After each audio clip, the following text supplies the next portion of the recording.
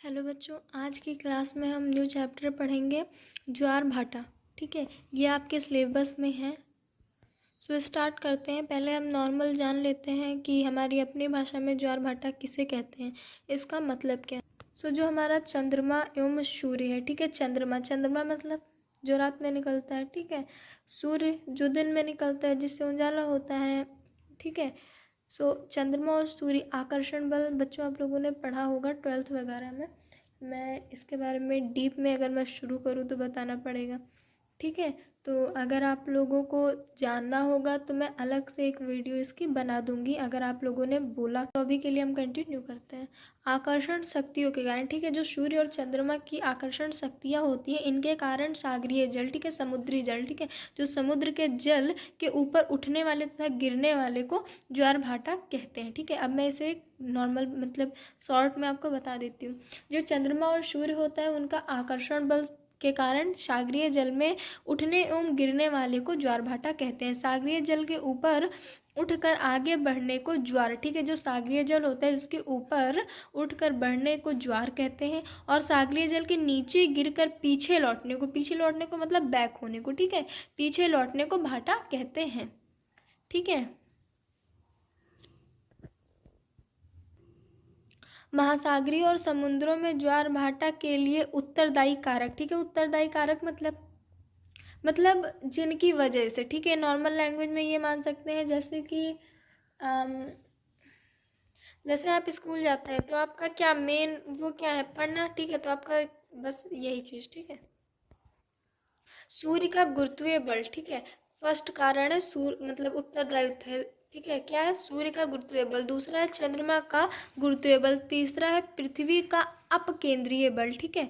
तो देखो, चंद्रमा का ज्वार उत्पादक, जो चंद्रमा है उसका ज्वार उत्पादक बल सूर्य की अपेक्षा 2 गुना होता है, ठीक है। मतलब जो चंद्रमा का ज्वार उत्पादक बल है, ठीक है, वो सूर्य की अपेक्षा 2 गुना होता है, मतलब सूर्य से डबल होता है, सूर्य का 2 गुना होता है, ठीक है। क्योंकि यह सूर्य की तुलना में पृथ्वी के अधिक निकट होता है, क्योंकि जो सूर्य है उसके अकॉर्डिंग, ठीक है, ये पृथ्वी के अधिक निकट होता है। अधिक निकट होता है मतलब अधिक ज़्यादा पास होता है, ठीक है। अमावस्या, आप लोग जानते होंगे अमावस्या और पूर्णिमा, ठीक है, के दिनों में सूर्य और चंद्रमा और पृथ्वी, ठीक है, जो अमावस्या और पूर्णिमा के दिन होते हैं उनमें सूर्य, चंद्रमा और पृथ्वी एक सीध में होते हैं, ठीक है, एक सीधे में होते हैं, एक सिधाई पर होते हैं, ऐसे भी बोला जा सकता है, ठीक है, एक सिरे में होते हैं। अतः इन दिन उच्च ज्वार उत्पन्न होता है, ठीक है। जब ये तीनों एक सिरे में होते हैं, अमावस्या और पूर्णिमा को, तो क्या होता है, उच्च ज्वार उत्पन्न होता है, ठीक है, दोनों पक्षों में, ठीक है। सप्तमी और अष्टमी को सूर्य और चंद्रमा पृथ्वी के केंद्र पर समकोण बनाते हैं, ठीक है। सूर्य और चंद्रमा क्या करते हैं, पृथ्वी के केंद्र पर, केंद्र मतलब बेटा बीचों बीच, ठीक है, केंद्र पर समकोण बनाते हैं। समकोण मतलब 90 डिग्री, ठीक है, 90 डिग्री का जो अंश होता है, ठीक है, उसे हम क्या कहते हैं, समकोण कहते हैं, ठीक है, समकोण बनाते हैं। इस स्थिति में सूर्य और चंद्रमा के आकर्षण बल एक दूसरे को संतुलित करने का प्रयास में प्रभावहीन हो जाते हैं, ठीक है। जो सूर्य और चंद्रमा के बल है, आकर्षण बल, वो क्या करते हैं, एक दूसरे को संतुलित करने का प्रयास में प्रभावहीन हो जाते हैं, ठीक है। संतुलित मतलब संतुलन मतलब इक्वल, ठीक है, बराबर, ठीक है, संतुलन करने के चक्कर में प्रभावहीन हो जाते हैं।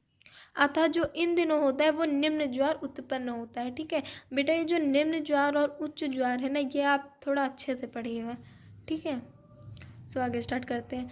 अभी हम इस मतलब कंटिन्यू कर रहे हैं, लेकिन मैं आपका जल्दी से जल्दी कोर्स कंप्लीट करने की कोशिश करूँगी, और उसके बाद मैं आपको कुछ इम्पॉर्टेंट टॉपिक दे दूँगी, ठीक है। मैं पेपर वगैरह पहले मुझे चेक करना पड़ेगा, मैं दे तो आपको अभी ही देती, लेकिन पहले मुझे कई सालों के पेपर चेक करने पड़ेंगे, कैसे क्वेश्चंस आ रहे हैं, फिर कौन सा इम्पॉर्टेंट है, उसके अकॉर्डिंग मुझे आपको देना पड़ेगा, ठीक है। सो अब हम स्टार्ट करते हैं। पृथ्वी पर प्रत्येक स्थान पर, ठीक है, जो पृथ्वी है उसके प्रत्येक स्थान पर प्रतिदिन 12 घंटे 26 मिनट, ठीक है। आप देखो बच्चों, मिनट में गलती ना हो, ठीक है, क्योंकि कई बुक्स में एक चीज़ मैं आपको और बता देती हूँ, कई बुक्स में हो सकता है 19-20 चला करता है, ठीक है। जैसे कि यहाँ पर अभी मैंने आपको सन बता दिया कि हाँ लगभग में मान लीजिए 1958, ठीक है। किसी और बुक में हो सकता है मतलब 1 साल का डिफरेंट दे रखा हो, ठीक है। तो आप अगर आपने देखा है 2 बुक में आपको डिफरेंट मिल रहा है, आपको पता है, ठीक है, आपको नॉलेज है, आप क्या करो लगभग में करके लिख दो, ठीक है, दोनों कर दो, ठीक है। और अगर जिन बच्चों को नहीं पता वो कोई एक लिख सकते हैं, क्योंकि 1 साल इधर उधर चलता है, ठीक है। सो आगे चलते हैं, स्टार्ट करते हैं।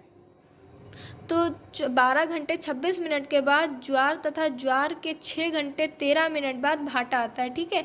देखिए बच्चों, मैं एक बार फिर रिपीट कर रही हूँ। पृथ्वी पर प्रत्येक स्थान पर प्रतिदिन, प्रतिदिन मतलब रोजाना, ठीक है, प्रतिदिन मतलब रोज, ठीक है, 12 घंटे 26 मिनट के बाद ज्वार तथा ज्वार के 6 घंटे 13 मिनट बाद भाटा आता है, ठीक है। आपसे ऐसे भी ऑप्शनल क्वेश्चन में पूछ सकता है कि ज्वार मतलब ज्वार पहले आता है कि भाटा, तो आपको याद रखना पड़ेगा कि पहले ज्वार आता है उसके बाद भाटा आता है, ठीक है।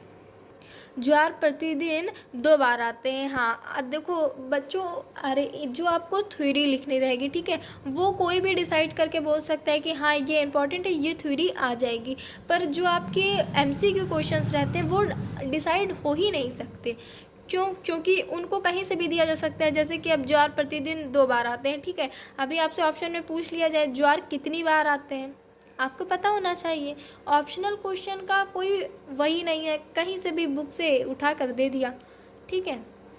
तो ज्वार प्रतिदिन 2 बार आते हैं, एक बार चंद्रमा के आकर्षण बल से, दूसरी बार पृथ्वी के अपकेंद्रीय बल के कारण, ठीक है। देखो यहाँ पर ज्वार के आने से सूर्य का कोई लेना देना नहीं है, साफ साफ लिखा हुआ है कि एक बार वो चंद्रमा के आकर्षण बल के कारण तथा दूसरी बार पृथ्वी के अपकेंद्रीय बल के कारण आता है, ठीक है। सामान्यतः ज्वार प्रतिदिन 2 बार आते हैं, किंतु इंग्लैंड के दक्षिणी तट, ठीक है, जो हमारा इंग्लैंड है उसके दक्षिणी तट पर स्थित साउथ हैम्पटन में ज्वार दिन में 4 बार आते हैं, ठीक है। कितने बार आते हैं? दिन में 4 बार आते हैं। यहाँ हो सॉरी बच्चों, यहाँ के बाद 2 होगा, ठीक है, मुझसे नोट लिखने में कुछ गलती हो गई है, ठीक है। 2 बार ज्वार, ठीक है, 2 बार इंग्लिश चैनल से होकर और 2 बार उत्तरी सागर से होकर विभिन्न अंतरालों पर पहुंच जाते हैं, ठीक है, या फिर पहुंचते हैं, ठीक है, ऐसे भी लिख सकते हैं आप।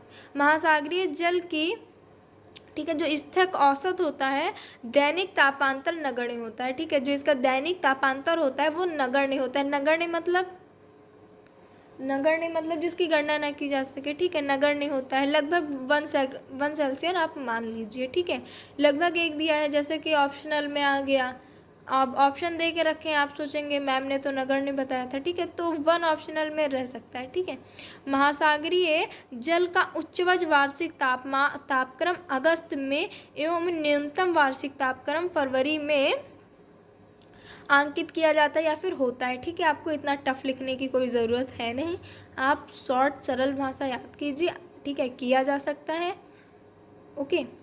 सो आपको ज़्यादा अच्छा लगेगा जानकर कि ये चैप्टर कंप्लीट हो गया है। सो अब आपको नेक्स्ट चैप्टर आपका नेक्स्ट वीडियो में मिलेगा, तब तक आप इसको पढ़िए, नोट कीजिए, समझिए, ठीक है। और जो ना समझ में आए प्लीज़ कमेंट में बताइए।